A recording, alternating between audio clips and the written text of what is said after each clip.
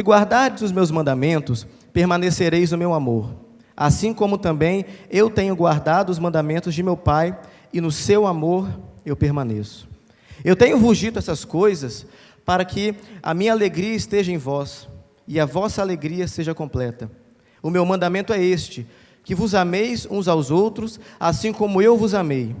Ninguém tem amor maior do que este, de dar a alguém a própria vida em favor dos seus amigos.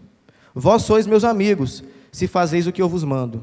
Já não vos chamo de servo, porque o servo não sabe o que faz o seu senhor. Mas tenho-vos chamados amigos, porque tudo quanto ouvir de meu Pai, vos tenho dado a conhecer. 16. Não foste vós que me escolhestes a mim, pelo contrário, eu vos escolhi a vós, outros, e vos designei, para que vades e deis fruto. O vosso fruto permaneça, a fim de que tudo quanto pedirdes ao Pai, em meu nome, eu vos conceda. Isso vos mando, que vos ameis uns aos outros. Amém? Vamos orar, inicialmente, para eu poder falar com o meu Pai, para ficar calmo, para realmente ser usado como instrumento. Eu achei muito interessante, o teólogo Tiago veio aqui no nosso congresso, e ele falou que ele nos fez lembrar que o primeiro instrumento que aparece na Bíblia é a flauta, e o segundo instrumento que aparece, lá em Gênesis ainda, é o órgão, que é um antigo piano, eu nunca vi. E qual é a peculiaridade que esses dois instrumentos têm? Esses dois instrumentos, se não passar nenhum tipo de sopro, se não passar nenhum tipo de vento por eles não vão produzir barulho nenhum, eles não vão produzir efeito nenhum. E é assim que eu quero estar essa noite, por isso que eu vou pedir para vocês orarem comigo, porque se eu estiver sem o Espírito de Deus, eu vou ser uma flauta jogada, que não pode produzir nenhum barulho, que não pode modificar nada, que não pode trazer uma melodia, que não pode fazer com que a gente pense. Então feche seus olhos, eu vou orar. Pai, peço que o Senhor esteja me usando como um instrumento, assim como uma flauta, meu Pai. Uma flauta não funciona se não tiver o sopro. E nós sabemos que o Senhor é o ruá, o Senhor é o pneuma, o Senhor é o sopro. O Senhor, e eu peço que o Senhor esteja soprando em mim, para que a sua palavra, que é viva, passe por mim, apesar das minhas imperfeições, e chegue no coração de cada um que está aqui, meu Deus. Peço que o Senhor esteja falando, peço que o Senhor esteja incomodando, peço que o Senhor esteja falando através de mim, meu Pai, a tua santa palavra. Não permita que eu fale algo que seja do meu coração, mas me guie no seu caminho, para que eu possa passar a mensagem de acordo com o que o Senhor colocou no meu coração. Em nome de Jesus, amém. E nós lemos o texto, e o versículo 10 vai falar a respeito de uma coisinha muito interessante. O seguinte: se guardardes os meus mandamentos, permanecereis no meu amor, assim como também eu tenho guardado o mandamento de meu Pai, e no seu amor eu permaneço.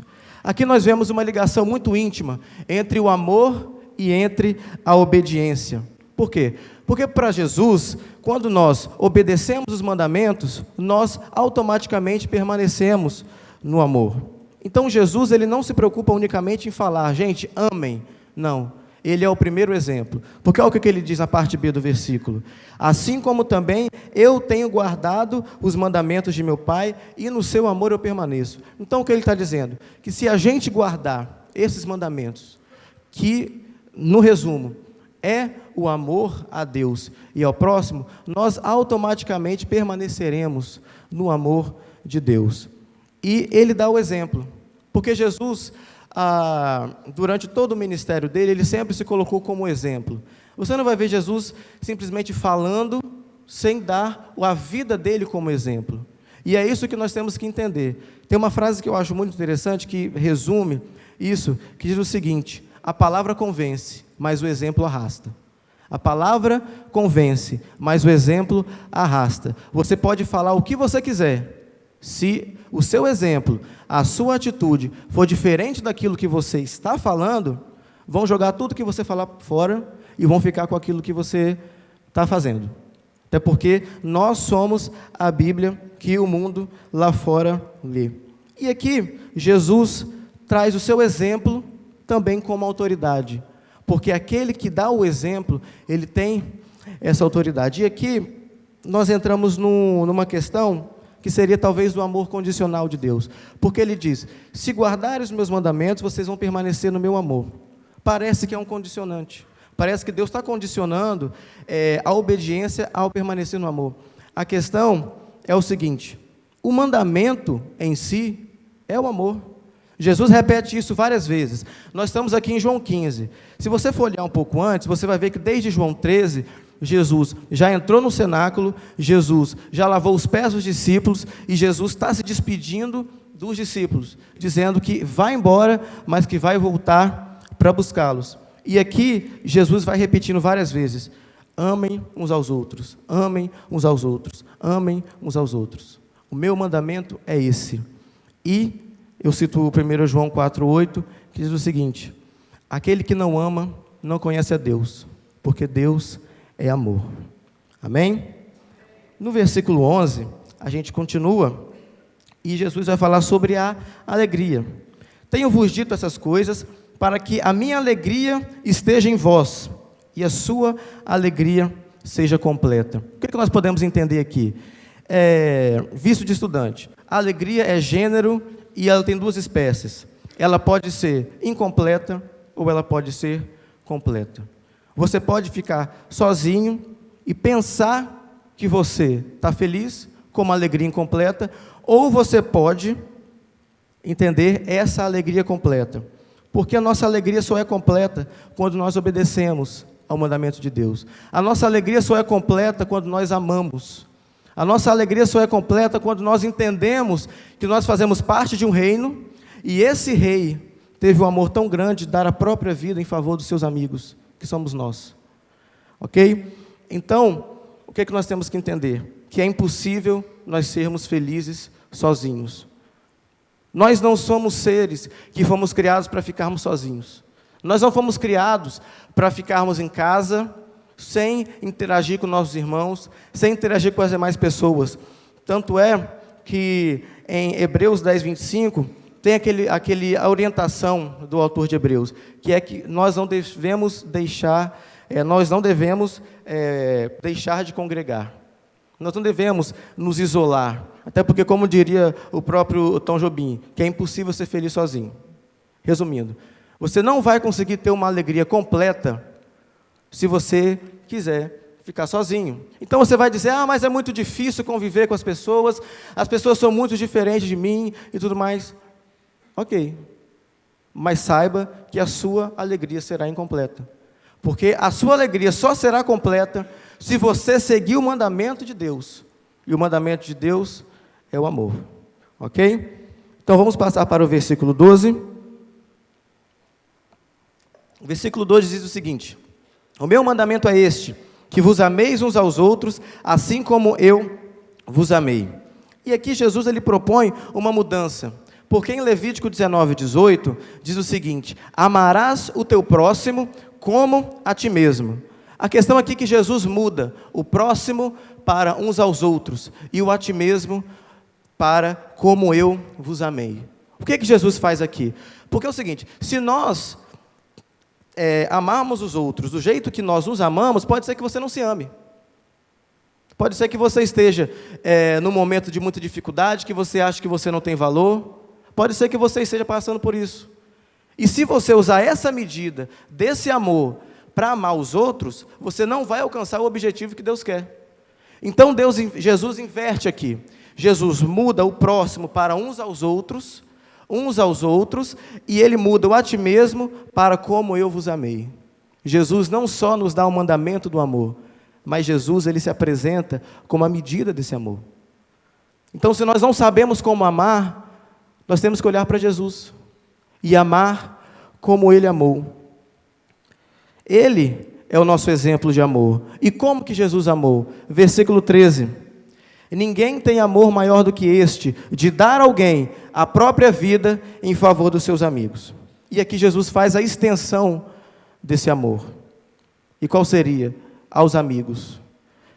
Nós temos que entender o seguinte: hoje, a palavra que eu estou trazendo, ela é um pouco mais para a igreja, digamos assim. porque nós estamos numa caminhada com a juventude esse ano de nos alimentar, incentivar a comunhão, incentivar a união, para que nós possamos, tendo essa base, ir para fora. E é isso que nós temos que entender. Então, hoje eu vou me ater a falar a respeito da igreja aqui dentro. Até porque não serve de nada a gente sair e trazer para cá para dentro, se a gente não tratar essas pessoas como amigos. De nada adianta a gente só querer encher, e a gente não praticar o amor de Cristo. De nada adianta, porque a igreja, eu vejo como um grande, hoje em dia, principalmente nos últimos séculos, como um grande assim, laboratório, em que a gente vem, a gente aprende a pregar, a gente aprende a orar, a gente aprende a amar, para a gente poder mostrar isso lá fora. Porque o mundo, ele é transformado por aquilo que a gente faz lá fora. Mas hoje, eu ainda vou, assim, engatinhar e tratar apenas da igreja. Então, a extensão do amor que eu vou tratar aqui é a extensão aos amigos. Até porque, se você não for capaz de amar os seus próprios amigos, você não vai ter condição de amar aquele que está lá fora, que é muito mais diferente do que o seu amigo. Então, se a gente não souber fazer o básico, o beabá, a gente não vai saber desenvolver, além disso, lá fora. Então, qual é a extensão do amor de Deus? O amor que Jesus traz aqui é aos amigos. Ou seja, morrer pelo amigo, morrer o amigo aquele que faz parte do mesmo reino que você faz. E aí talvez pareça um pouco pesado o seguinte, eu dizer que, por exemplo, Filipe tem que dar a vida dele no sentido de morte para o Jares. Talvez seja um pouco pesado, mas vamos facilitar. Vamos substituir a palavra amigo, a palavra vida, pela palavra tempo. Porque pode ser que você não tenha a capacidade, e a grande maioria aqui, eu creio que não, a não ser mães muito amorosas, vão ter a capacidade de dar a própria vida pelo seu filho. Mas pare para pensar se a gente não pode fazer uma mudança e mudar a palavra vida pela palavra tempo. Afinal de contas, quando você destina um dia da sua vida, você está destinando um tempo. E por que não você não poderia dar a sua vida pelo seu amigo no sentido de dar um tempo para ouvir o seu amigo? Por que você não poderia falar, ouvir, aconselhar os seus amigos? Porque como que nós vamos ouvir e falar para aqueles que estão lá fora, se nós não ouvimos e não falamos com aqueles que estão aqui dentro? Então, nós devemos dar um tempo da nossa vida para ouvir os nossos amigos. Eu tratei aqui do início que a origem da palavra amigo no latim significa guardador da alma. Quanto tempo da sua vida você tem disponibilizado para guardar a alma do seu amigo? Quanto tempo da sua vida você tem se dedicado a aconselhar o seu amigo? Quanto tempo você, quando um amigo seu chega com algum problema muito grande, você deixa de ouvir, você não quer saber, você já começa a falar da sua vida? Que é o que acontece. Porque nós viramos mini-eus, vários egos, pequenos egos, que a gente acaba criando e achando que no nosso sistema nós somos os deuses, e a gente não quer mais ouvir ninguém. Então, quando chega um amigo dizendo que está com um problema, a gente, em vez de ouvir o problema dele, já começa a falar do nosso. E a gente não ouve ninguém. E nessa questão, a gente vai se distanciando. E a gente impede que haja comunhão. Como que a igreja vai ter comunhão se uma pessoa que fala não é ouvida? Se quando uma pessoa quer abrir o coração para alguém, esse alguém que está ouvindo não quer ouvir e começa a falar da própria vida. Eu gosto muito de assistir palestras. Uma vez eu estava vendo um historiador, o Leandro Carnal, falando exatamente sobre isso. Ele fala o seguinte: experimente, faça um teste, chegue em casa depois de um dia cansativo e fala o seguinte, para quem está na sua casa: nossa, eu estou muito cansado. Qual é a resposta que você vai ouvir 100% das vezes, a não ser que você tenha uma mãe muito amorosa em casa? Eu também. Você vai falar, eu estou muito cansado, a pessoa vai dizer o quê? Eu também. Aí você vai dizer o que você fez. Ah, porque eu já acordei 7 da manhã, fui para o trabalho, voltei, arrumei casa e tal. Aí a pessoa vai dizer, não, mas eu acordei 6 da manhã, corri na praia, fui para o trabalho, fui para a faculdade, voltei e fiz aquilo. E já vai vir o terceiro, falar, não, acordei 5, orei, jejuei, vocês não oraram, vocês estão errados porque vocês não oraram, vocês deviam aprender comigo. E depois eu fui para o trabalho, evangelizei 75 pessoas, voltei à noite para a faculdade e você não ouviu a pessoa. E a gente começa a confundir. A gente começa a parar de ouvir as pessoas. A gente não ouve. Não ouve. E a gente compete em tudo. Aí a pessoa fala, eu estou com dor de cabeça, estou na coluna. Eu machuquei o pé, eu machuquei a cabeça. E é isso. E a gente não ouve ninguém. E nisso aí ninguém ouve ninguém. E vai cada um para o seu lado. E por isso que cada vez mais as pessoas vão se sentindo mais sozinhas e mais isoladas. Porque ninguém está disposto a ouvir ninguém. Porque o nosso egoísmo, ele tem nos impedido de dar as nossas vidas pelos nossos amigos. E às vezes dar a nossa vida pelos nossos amigos é dar um tempo. Talvez você não vai conseguir aconselhar. Eu, por exemplo, eu adoro aconselhar meus amigos. Quando eles chegam para falar algum problema, eu adoro aconselhar. Então, nesse exemplo, assim, eu falo com tranquilidade, assim, imitem a mim. Nesse aspecto. A questão é, às vezes você não vai querer aconselhar os seus amigos, você acha que você não está preparado. Então eu vou te dar um conselho. Primeiro ouça, só ouça, não julgue. Seu amigo vai vir falar alguma coisa com você, você simplesmente ouve seu amigo. Não o fique criticando, só ouça. Deixa ele desabafar com você. Ele só quer tirar a carga que está nos ombros dele. Ele só quer se sentir aliviado. Entende? E a gente vai ouvir a pessoa e começa a dar palestra para a pessoa que está querendo falar para a gente. Isso, assim, é uma coisa que tem nos afastado muito. E o versículo 14 vai dizer o seguinte: vós sois meus amigos, se fizeres o que eu vos mando. Ou seja, a prova da amizade é a obediência. E ter Jesus como amigo, ter Jesus como exemplo, nos torna amigos dele. Tá certo? E vamos passar para o versículo 15, que vai dizer o seguinte: eu já não vos chamo de servos, porque o servo não sabe o que faz o seu senhor, mas tenho-vos chamado amigos, porque tudo quanto ouvi de meu Pai, eu vos tenho dado a conhecer. Então Jesus vai dizer o seguinte, que nós somos amigos dele, amigos do rei, primeiramente, porque Jesus nos ensinou sobre o Pai. É muito provável que, se nós perdermos a noção do que é Jesus, nós nos desconectemos com o Pai. Porque no Antigo Testamento, isso já é dito várias vezes, mas eu vou repetir. No Antigo Testamento, as pessoas tinham noção do que era Deus. Porém, Jesus, ele veio não apresentar Deus, porque Deus já era conhecido. Jesus veio apresentar o Pai. Então, se a gente perder a noção do que é Jesus representando o Pai, a gente perde a noção do próprio Pai. E a gente se desconecta desse Deus, para de ver o nosso Deus como papai, como Abba, como aquele que realmente nos salvou e nos deu irmãos. Ok? Então Jesus nos ensinou sobre o Pai, é por isso que nós somos amigos dele. Ninguém vem ao Pai se não for por Jesus. E o segundo motivo é porque nós sabemos a obra que o Pai faz no mundo. Então nós somos amigos de Deus, amigos de Jesus, porque nós sabemos da obra que Deus tem feito nesse mundo.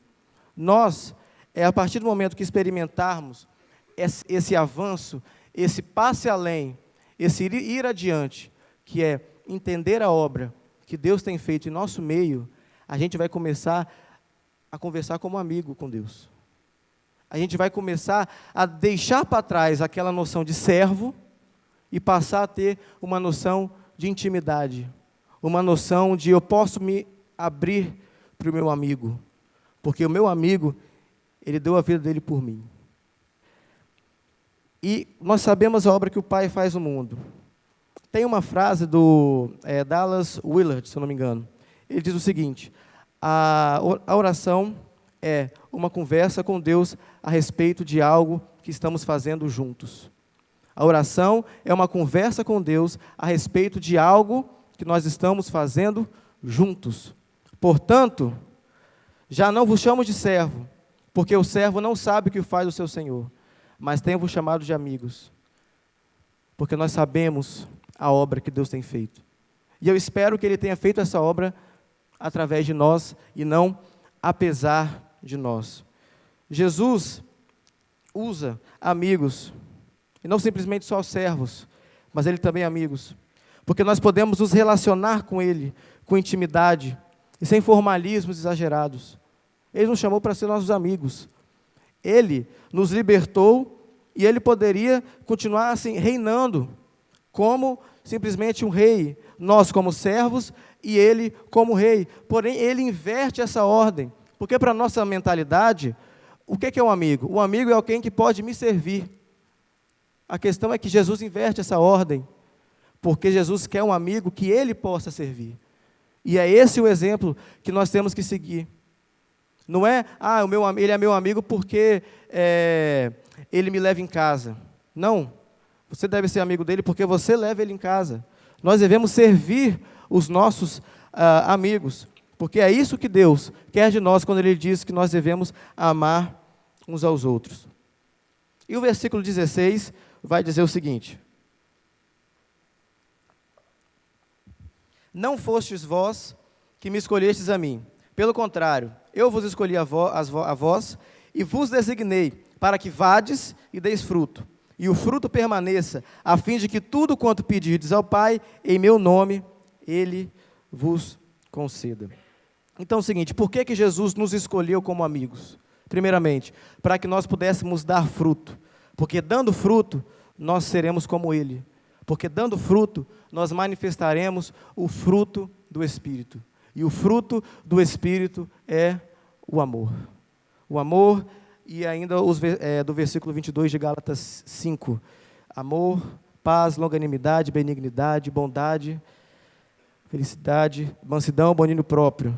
E contra essas coisas não há lei. Eu me embolo na música, tranquilamente. Vamos lá. E quando nós manifestarmos essas características do fruto do Espírito, nós automaticamente levaremos o reino de Deus às outras pessoas. Porque o mundo não está acostumado. O mundo não está acostumado com amor. O mundo não entende o que é o amor. O mundo acha que o amor é você conhecer uma pessoa 3 horas e você já diz que ama. Isso não é amor. Amor é algo mais profundo.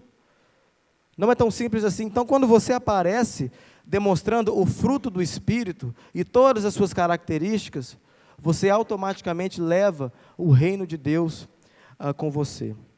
Então, o que deve ser o nosso esforço?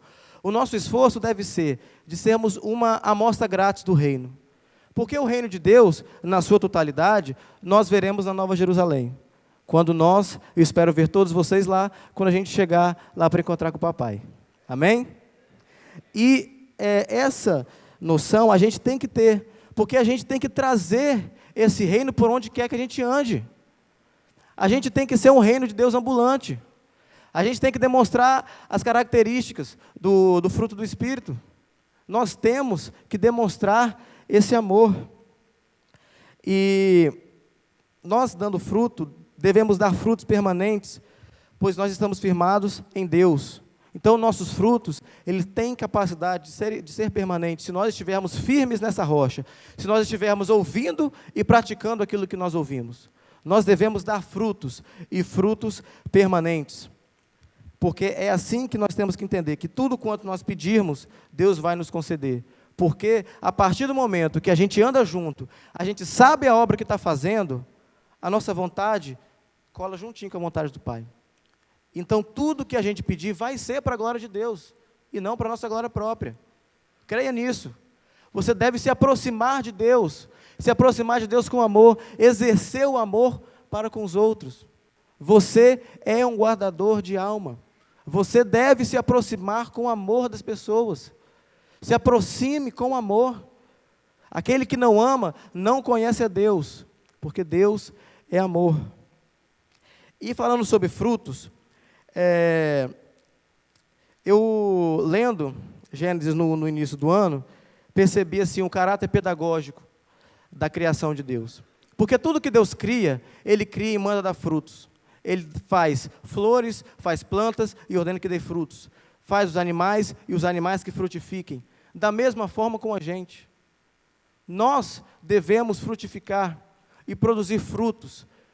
Assim como tudo no planeta produz frutos. É natural para o cristão produzir o fruto do Espírito e, através desse fruto do Espírito, ser usado o Espírito Santo para atingir outras pessoas. É natural. Não é forçado. A partir do momento que você entende o amor de Deus, é natural que você transmita esse amor para as outras pessoas. E Deus tem um caráter pedagógico, porque Ele nos orientou a frutificar, e Ele não só nos orientou, como Ele mostrou, através da própria criação dEle, que tudo deve frutificar. Então, você não vai ver, por exemplo, alguém produzindo fruto daquilo que não é. Tá? Você não vai ver, por exemplo, uma galinha botando ovo e do ovo nascendo a capivara. Porque não é da natureza dela isso. Não é da natureza. Você não vai ver alguém que é joio gerando alguém que é trigo. E você não vai ver um hipócrita gerando um cristão. O hipócrita jamais vai conseguir. Porque não é o fruto dele. Nós produzimos fruto daquilo que nós somos. Se nós formos hipócritas, se nós não soubermos amar, nós não produziremos nada do que Deus quer que nós produzamos. Nós não vamos conseguir produzir, porque nós só vamos conseguir produzir aquilo que nós somos. Então imagine se Jesus não tivesse nos escolhido. Porque nós só podemos escolher Jesus hoje porque Ele nos escolheu. Ok? Nós não conseguiríamos ir até Deus se Ele não tivesse vindo até nós antes, pegado a gente e levantado aqui, ó, vem comigo. A gente não conseguiria, porque nós éramos escravos do pecado. E a partir do momento que Cristo nos resgatou, nós passamos a ser escravos dele. Todo homem é escravo de alguma coisa. Eu prefiro ser escravo de Cristo. A questão é que o Cristo teve um amor tão grande que deu a própria vida dele por mim e me chama de amigo. E nós temos que entender que Ele escolheu nos tratar como amigos, quando Ele poderia nos tratar simplesmente como servos, como escravos. E a amizade é uma coisa assim que não tem hierarquia. Um amigo é alguém que anda junto, é alguém que anda do lado. E Ele escolheu, porque Ele sabe que a partir do momento que nós tivermos o contato com Ele, que nós entendermos a obra que nós estamos fazendo, nós estaremos juntinhos. Então, a amizade meio que tira a necessidade de haver hierarquia, mas nós devemos olhar sempre para Jesus, entendendo que Ele é o nosso Rei. E o verdadeiro cristão, ele está firme na rocha, que é Jesus. E ele sabe que a única forma de que seus frutos permaneçam para sempre é se ele estiver firmado naquele que é a verdade, nesse mundo que está tão perdido. Nós só conseguiremos produzir frutos permanentes se nós estivermos firmes nessa rocha que é Jesus. E nós vamos para o versículo 17, em que Jesus vai dizer mais uma vez: isso vos mando, que vos ameis uns aos outros. Nós devemos amar uns aos outros porque um reino dividido contra si mesmo não pode prosperar. Se nós estivermos divididos entre nós, o reino não vai poder prosperar. Não seremos um por todos e todos pelo reino, se nós não amarmos uns aos outros. Então aqui nós temos que entender como que nós vamos fazer para manter essa unidade. 3 pontos. Primeira forma é unindo-se através da mesma fé. A gente tem que entender que a fé que eu tenho é a mesma fé que tem a Tainá, é a mesma fé que tem o Jares, e isso nos une, porque isso nos torna irmãos. Tem noção da palavra irmão? A gente banaliza as palavras. Chama irmão, irmão, irmão, brother. A questão é irmão. Nós estávamos perdidos juntos e fomos resgatados. E a gente estava sozinho. E Deus não só nos resgatou, mas Ele deu irmãos para a gente poder crescer junto. Você tem noção desse amor? Que é você não simplesmente salvar, mas você salvar e colocar pessoas do lado para crescer juntos. E o segundo ponto é saber que só há um caminho. E, portanto, nós estamos no mesmo propósito. Só tem um caminho. Jesus é o caminho, a verdade, a vida. E ninguém vai ao Pai se não for por Ele. Jeremias 32 vai falar a respeito da gente. Jeremias 32, do versículo 38 ao 41, vou fazer uma leitura rápida. O seguinte: eles serão o meu povo e eu serei o seu Deus. Dar-lhes-ei um só coração e um só caminho, para que me temam todos os dias, para o seu bem e bem de seus filhos. Farei com eles aliança eterna, segundo o qual não deixarei de lhes fazer o bem. Eu porei o meu temor no seu coração, para que nunca se apartem de mim. Alegrar-me-ei por causa deles, e lhes farei bem. Plantá-los-ei firmemente nessa terra, de todo o meu coração e de toda a minha alma. Nós somos um povo que temos um só coração, e temos um só caminho. E isso deve bastar para nos unir. Nós temos a mesma fé, estamos indo para o mesmo lugar. Por que a gente vai brigar entre a gente? Por que a gente vai entrar num conflito interno e impedir que o reino prospere? O reino dividido não pode prosperar. O reino dividido não vai para frente. O reino dividido briga entre si e acaba. Nós temos que parar de olhar tanto para nós e olharmos para o nosso irmão.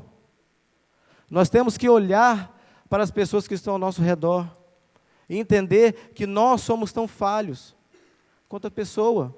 Às vezes você está apontando muito o erro do seu irmão, mas você tem um erro tão grave quanto. E você tem uma só fé, a mesma fé que o seu irmão tem, a sua, e ele está indo para o mesmo lugar. E por que não resolver esse problema? Por que continuar? Quem aqui é pai, eu imagino isso. Deve ter nada mais horrível do que você ver dois filhos seus brigando. Você imagina Deus, que pegou, te levantou, te deu irmão, para você caminhar junto e você briga com ele. Não tem como o reino assim prosperar. E o terceiro ponto é que nós manteremos a unidade do reino amando uns aos outros, porque é assim que Deus se manifesta através de nós.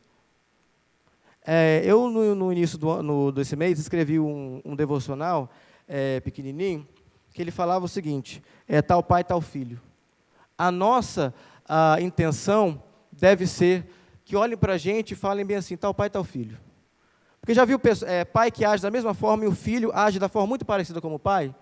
E aí você fala: tal pai, tal filho. O filho está agindo exatamente igual. Essa deve ser a nossa intenção. Que quando olhem para nós estejamos agindo assim como age o nosso pai. Agindo com amor. Tal pai, tal filho. E aqui nós chegamos a um ponto. Porque nós falamos muito de amor. Falamos muito sobre o que seria esse amor, o que é esse amor. Mas eu, sinceramente, não sei descrever o amor de Deus. Então, eu recorri a alguém que, para mim, tem uma das descrições mais, assim, precisas do que é o amor de Deus. Porque nós não estamos falando aqui de Eros, de Storge, nós estamos falando de Filos, de Ágape. Nós estamos falando do amor que Paulo descreve na primeira carta aos Coríntios, no capítulo 13. E eu vou ler, para a gente poder entender exatamente o que é o amor que Deus quer de nós. Ainda que eu falasse a língua dos homens e dos anjos, se eu não tivesse amor, eu seria como o metal que soa ou como o sino que tine. E ainda que eu tivesse o dom de profecia e conhecesse todos os mistérios e toda a ciência, e ainda que eu tivesse toda a fé, de maneira tal que transportasse os montes e não tivesse amor, eu nada seria. Ainda que eu distribuísse toda a minha fortuna para o sustento dos pobres, e ainda que eu entregasse o meu corpo para ser queimado, e não tivesse amor, nada disso me aproveitaria. O amor é sofredor, o amor é benigno, o amor não é invejoso, o amor não trata com leviandade, não se soberbece, não se porta com indecência, não busca os seus interesses, o amor não se irrita, o amor não suspeita mal. O amor não folga com a injustiça, mas folga com a verdade. O amor tudo sofre, tudo crê, tudo espera, tudo suporta. O amor nunca falha, mas havendo profecias, serão aniquiladas, havendo línguas, cessarão, havendo ciência, desaparecerá. Porque em parte conhecemos e em parte profetizamos, mas quando vier o que é perfeito, o que é imperfeito será aniquilado. Que amor é esse com o qual nós devemos amar? Nós devemos amar com esse amor. Esse que é o amor de Deus. O amor que não se envaidece. O amor de quem está juntos. Porém, a palavra de Deus também nos diz que aquele que não ama, não conhece a Deus, porque Deus é amor. Então nós podemos tranquilamente substituir a palavra Deus pela palavra amor nesse texto. A palavra amor pela palavra Deus, nesse texto. especificamente. E eu te convido a ler mais uma vez, fazendo essa mudança. Mude a palavra amor pela palavra Deus. Vamos lá do versículo 3. Ainda que eu distribuísse toda a minha fortuna para o sustento dos pobres, e ainda que eu entregasse o meu corpo para ser queimado, se eu não tivesse Deus, nada disso me aproveitaria. O amor é sofredor, Deus é benigno, Deus não é invejoso, Deus não trata com leviandade, Deus não se ensoberbece, Deus não se porta com indecência, não busca os seus interesses, Deus não se irrita e Deus não suspeita mal. Deus não folga com a injustiça, mas folga com a verdade. Tudo sofre, tudo crê, tudo espera, tudo suporta. O nosso Deus nunca falha. Mas havendo profecias, elas serão aniquiladas. Havendo línguas, elas cessarão. Havendo ciência, ela desaparecerá. Porque em parte conhecemos e em parte profetizamos. Mas quando vier o que é perfeito, então o que é imperfeito desaparecerá. A partir do momento que Deus está no meio das nossas relações, as nossas imperfeições vão sumindo e vai aparecendo a perfeição de Deus. E a gente que se sente isolado, sente que não tem ninguém, a gente começa a olhar para Deus, o quão Ele é perfeito, e o quão, sendo perfeito, se importou com você. E a partir desse momento, nós conseguimos entender um pouco do que é o amor de Deus. E Deus é amor. Voltando, filho de peixe, peixinho é. Se nós somos filhos de Deus, poderíamos dizer, Deus é filho de Deus, Deusinho é. Mas vamos mudar, porque Deus é amor. Então, filho do amor, amorzinho é. Você tem sido esse amorzinho? Você tem levado esse amorzinho? Você tem sido esse filho de peixe, amorzinho? Tem sido? O reino de Deus, completo, nós só veremos na glória. Mas Deus permite que através da nossa união nele, na rocha, nós tenhamos uma amostra grátis do que nós teremos lá. Por isso que Ele nos ensinou a orar, venha o teu reino. Porque nós somos um só povo, e temos um só Deus. Nós estávamos perdidos, e Ele nos coletou. Ele nos deu irmãos, e Ele é o nosso Pai. E o nosso Pai nos ensinou esse amor. Deus nos ensinou esse amor. Que amor é esse? O amor que nos torna um, que nos torna um reino de amigos.